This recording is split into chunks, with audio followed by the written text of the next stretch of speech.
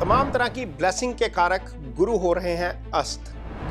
15 जुलाई से लेकर 9 अगस्त तक अस्त अवस्था में रहेंगे गुरु। कौन सी राशियों को रहना होगा सावधान, कौन सी राशियों को हो सकती है धन की हानि, यहाँ वीडियो में आपको पूरी डिटेल में जानकारी देंगे। इसके साथ ही अंत में गुरु के उपाय भी बताएंगे, तो बने रहिए अंत तक वीडियो में हमारे साथ। नमस्कार, मेरा यूट्यूब चैनल एस्ट्रो नरेश पर आपका स्वागत है। मैं हूं नरेश कुमार। सबसे पहले उन दर्शकों का धन्यवाद जिन्होंने पेज को सब्सक्राइब किया है, पेज के वीडियोस को शेयर कर रहे हैं, लाइक कर रहे हैं और कमेंट बॉक्स में हमें अपनी राय भी लगातार भेज रहे हैं। दोस्तों, देवगुरु बृहस्पति अस्त हो रहे हैं। 15 जुलाई शाम 7:30 बजे के आसपास अस्त हो जाएंगे और 9 अगस्त तक अस्त स्थिति में रहेंगे। गुरु के अस्त होने पर मांगलिक कार्य रोक दिए जाते हैं क्योंकि गुरु ब्लेसिंग्स के कारक हैं। आपकी कुंडली में सबसे इंपॉर्टेंट ग्रह गुरु रोल प्ले करते हैं क्योंकि आज की डेट में जीवन यापन के लिए धन बहुत जरूरी है। आय भाव के भी कारक गुरु होते हैं, धन भाव के भी कारक गुरु होते हैं। इसके अलावा पंचम जो संतान का भाव होता है उसके भी कारक गुरु होते हैं और सबसे बड़ी बात जो भाग्य होता है 9th हाउस, उसके भी कारक गुरु हैं। यानी कि 4 भावों के कारक गुरु होते हैं। गुरु की 3 दृष्टियां होती हैं, जिस जिस भाव को गुरु देखते हैं वहां पर फल जो है आपको अच्छे मिलते हैं। तो यदि ऐसा ग्रह अस्त हो जाए तो आपको लाइफ में डेफिनेटली कुछ ना कुछ चैलेंजेस का सामना करना पड़ता है। कौन सी ऐसी राशियां हैं जिनको चैलेंजेस का सामना करना पड़ेगा, इस वीडियो में डिटेल से बताएंगे। कौन सी राशियां हैं जहां पर इस समय गुरु का गोचर शुभ चल रहा है वो भी बताएंगे। वहां पर भी हो सकता है कि कुछ ना कुछ चैलेंजेस आ जाए लाइफ में, तो बने रहिए वीडियो में अंत तक क्योंकि साथ में इसके रेमेडीज भी बताएंगे। तो सबसे पहले ये राशि तो गुरु की अपनी राशि होगी क्योंकि गुरु की 2 राशियां हैं, एक धनु राशि है और एक आपकी मीन राशि है। तो धनु राशि के जातकों के लिए गुरु चूंकि अस्त हो रहे हैं और गुरु यहाँ पर पहले ही अष्टम भाव में गोचर कर रहे थे। गुरु का गोचर इस समय कर्क राशि में हो रहा है, तो धनु राशि से अष्टम भाव में गोचर कर रहे हैं। अष्टम में अस्त भी हो गए, यानी कि पहले तो अष्टम में हो गए फिर अस्त भी हो गए। ये गोचर वैसे भी अच्छा नहीं चल रहा था आपके लिए। अब यहाँ पर गुरु का अस्त होना भी अच्छा नहीं है, तो यहाँ पर आपको अपने स्वास्थ्य का जरूर ध्यान रखना पड़ेगा।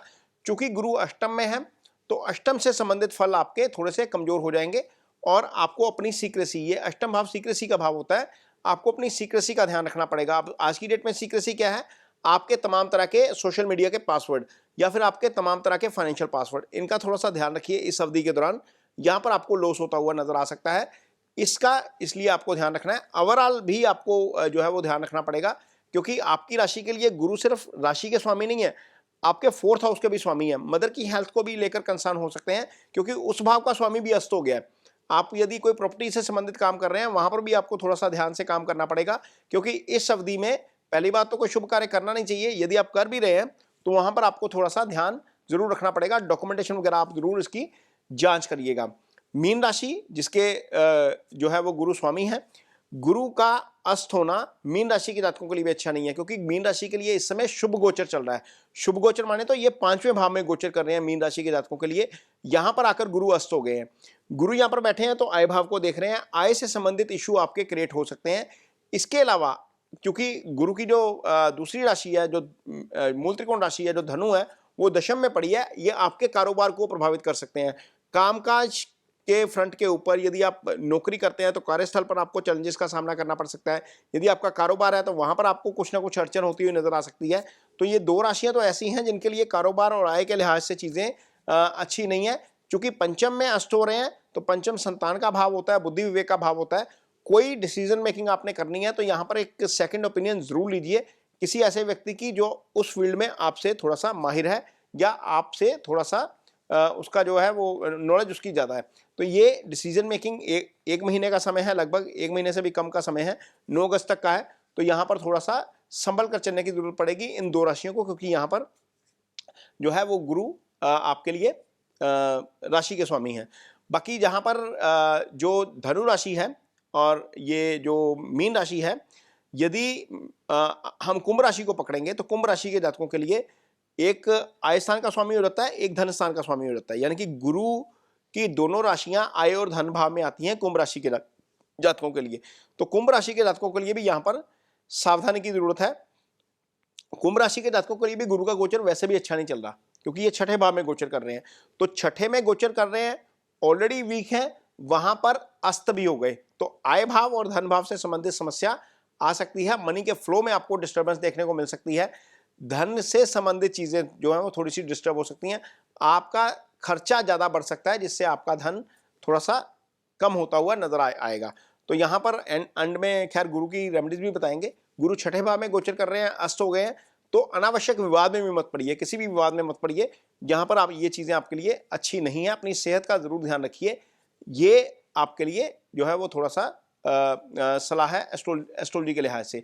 यदि हम अगली राशि देखते हैं जिसको इसका नुकसान हो सकता है, वो है टॉरस। टॉरस के लिए यानी कि वृषभ राशि। वृषभ राशि के जातकों के लिए गुरु का जो मीन राशि है वो 12वें भाव में आ रही है, 11वें भाव में आ रही है। तो 11वें भाव के स्वामी का अस्त हो जाना, तीसरे भाव में गोचर कर रहे हैं गुरु, आपके लिए अच्छी स्थिति में नहीं है पहले ही। वैसे तो टॉरस के लिए गुरु जो है वो मित्र ग्रह नहीं है, लेकिन चूंकि शुभता के कारक हैं, ब्लेसिंग के कारक हैं, तीसरे भाव में ऑलरेडी गोचर हो रहा है, वो गोचर भी अच्छा नहीं है। तो आय भाव का स्वामी तीसरे भाव में जाकर अस्त हो रहा है, तो वो भी स्थिति अच्छी नहीं है। यदि आप धार्मिक यात्रा पे जाते हैं तो वहां पर भी थोड़ा सा जरूर ध्यान रखिए, चीजें थोड़ी सी वहां पर भी डिस्टर्ब हो सकती हैं, क्योंकि गुरु इस समय 9th हाउस को दृष्टि दे रहे हैं। तो 9th हाउस से अध्यात्म देखा जाता है, धार्मिक यात्रा देखी जाती है। तो यदि आप धार्मिक यात्रा पे भी जाएंगे इस समय टॉरस वाले, तो थोड़ा सा जरूर ध्यान रखिए, अपनी गाड़ी का जरूर ध्यान रखिएगा, अपनी डॉक्यूमेंटेशन का जरूर ध्यान रखिएगा, और रास्ते में दिक्कत आ सकती है क्योंकि गुरु इस समय अस्थिति में चले गए हैं, ये आपको थोड़ा सा परेशान कर सकता है। तो टॉरस राशि के जातकों के लिए चूंकि अष्टम के भी स्वामी बन गए हैं गुरु, तो अष्टम से अष्टम का गोचर हो रहा है गुरु का, वो भी अच्छा नहीं है। अपनी सीक्रेसी भी जो है वो आपकी कॉम्प्रोमाइज हो सकती है। आपको जो है वो थोड़ा सा अपने पासवर्ड प्रोटेक्ट रखने चाहिए। ये टॉरस के लिए यानी कि वृषभ राशि के जातकों के लिए होगा। और यदि मैं दूसरी राशि देखता हूँ, अगली राशि में देखता हूँ कि कौन सी राशि है जिसके लिए थोड़ा सा ये डिस्टर्बेंस देने वाला हो सकता है, वो है सिंह राशि। सिंह राशि के जातकों के लिए ये गोचर 12वें भाव में हो रहा है। 12वें भाव में गुरु का अस्त हो जाना, चूंकि सिंह राशि के जातकों के लिए 5th हाउस का स्वामी हो जाता है गुरु, और 5वां भाव बुद्धि विवेक का भाव होता है।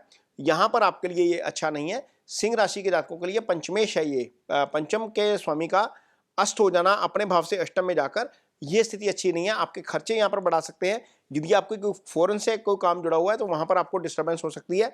एग्जीक्यूशन में आपका डिले हो सकता है, इस 1 महीने में हो सकता है कि वो चीजें एग्जीक्यूट ना हो। अगली राशि जिसको इसका थोड़ा सा नुकसान देखने को मिल सकता है वो है वृश्चिक राशि। वृश्चिक राशि के जातकों के लिए इस समय गोचर शुभ चल रहा है, 9th हाउस में गोचर चल रहा है, धन भाव के स्वामी हैं, क्योंकि धन भाव में मूल त्रिकोण राशि धनु पड़ी हुई है, लेकिन उस राशि के स्वामी का अस्त हो जाना धन की हानि करवा सकता है। और चूंकि ये गोचर शुभ है तो यहाँ पर शुभता में थोड़ी सी कमी जरूर आ सकती है, क्योंकि अस्त है, अस्त ग्रह अपने 50% फल ही कर पाता है। हालांकि ये राशि का मित्र है, मंगल की राशि होती है, गुरु यहाँ पर पंचमेश होते हैं, पंचम के स्वामी और दूसरे भाव के स्वामी का 9th हाउस में जाकर अस्त हो जाना अच्छा नहीं है। अपने संतान का जरूर ध्यान रखिए, अपने बुद्धि विवेक के साथ जो है वो काम लीजिए, और कोई भी इंपॉर्टेंट डिसीजन मेकिंग करनी है उसमें सेकंड ओपिनियन जरूर लीजिए। जो लोग मार्केट में काम करते हैं, स्पेकुलेशन का काम करते हैं, उन्हें यहाँ पर थोड़ा सा अवॉइड करना चाहिए, क्योंकि जो है वो धन भाव का स्वामी अस्त है, पंचम जो इजी गेन का भाव होता है उसका स्वामी अस्त है। तो यहाँ पर वृश्चिक राशि के जातकों को इस चीज का खास तौर पर ध्यान रखना पड़ेगा। जिनके कुंडली में गुरु खराब है उनको गुरु की रेमेडी के तौर पर सबसे पहले तो अपनी टीचर का ब्लेसिंग लेना चाहिए, क्योंकि टीचर ही गुरु का जो है वो कारक है, इसको जो माना गया है। अदरवाइज घर में आप बुजुर्गों का आशीर्वाद लेते हैं तो वो भी गुरु की कैटेगरी में आते हैं, यानी कि गुरु को रिप्रेजेंट करते हैं। यदि आप महिला हैं, फीमेल हैं, तो आपका पति जो है वो हस्बैंड है, वो गुरु के कारक होते हैं। ये तो जो है वो गुरु के सिंपल जो सीधे सीधे जो है वो रेमेडीज हैं जो इंसानों से संबंधित हैं, जो गुरु के तौर पर माने जाते हैं एस्ट्रोलॉजी के मुताबिक। यदि आप ये नहीं कर पाते, या आपका टीचर आपको नहीं मिल पाता, या फिर आप कहीं ऐसी स्थिति में नहीं है कि घर में बुजुर्ग नहीं है जो गुरु के कारक हैं, तो क्या करिए, गुरुवार के दिन जो पीली दाल होती है चने की, वो केले के पेड़ के ऊपर अर्पित करिए। और पीला जो वस्त्र है वो दान किया जा सकता है, पीला प्रसाद जो होता है वो पीली वस्तुएं जो होती हैं वो दान की जा सकती हैं, इवन पीले फूल भी दान किए जा सकते हैं। ओम ब्रह्म बृहस्पतये नमः गुरु का बीज मंत्र है, उसका जप किया जा सकता है। कम से कम 1 या 2 माला डेली जरूर करनी चाहिए गुरुवार के दिन शुरू करके। इसको लगातार कंटिन्यू रखिए, खासतौर पर जिनकी गुरु की महादशा चल रही है उनको ये जप जरूर करना चाहिए। ये कुछ रेमेडीज हैं गुरु की जो आपको डेफिनेटली, यदि आपकी कुंडली में गुरु वीक है तो आपको उसमें जरूर मदद करेंगी। वीडियो आपको कैसा लगा इस पर कमेंट बॉक्स में अपनी राय जरूर दीजिए। यदि वीडियो अच्छा लगे तो उसे शेयर जरूर करिए, पेज को सब्सक्राइब जरूर करिए। इसके साथ ही मुझे दीजिए इजाजत, नमस्कार।